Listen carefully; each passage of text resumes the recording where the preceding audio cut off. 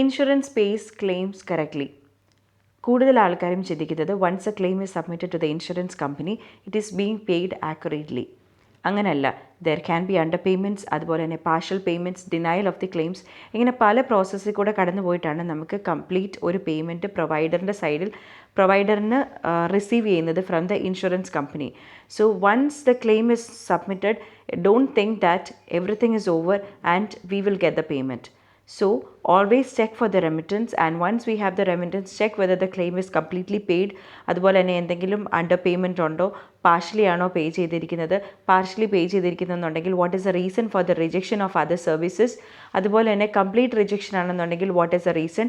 ഡിനയൽസ് assess ചെയ്തതിന് ശേഷം നമ്മുടെ ക്ലെയിംസ് പ്രോപ്പറായിട്ട് റീസബ്മിറ്റ് ചെയ്ത്, അല്ലെങ്കിൽ നമുക്ക് എന്തെങ്കിലും ക്ലെയിം കോഡിങ് എറേഴ്സ് അല്ലെന്നുണ്ടെങ്കിൽ എന്തെങ്കിലും പെയർ പോളിസീസ് നമ്മൾ ഫോളോ ചെയ്തിട്ടില്ല, അങ്ങനെ എന്തെങ്കിലും കറക്ഷൻസ് നമ്മുടെ ക്ലെയിമിൽ വരുത്തേണ്ടതായിട്ടുണ്ടെന്നുണ്ടെങ്കിൽ do the proper corrections and then resubmit the claim.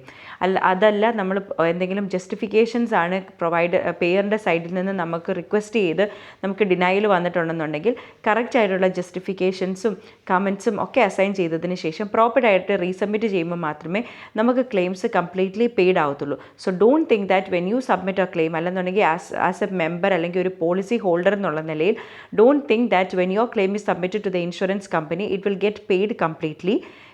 It goes through a different process, and the claim will get paid only when all the documentations, when all the claims, when it is clean, or when everything in the insurance process is completed in a proper way.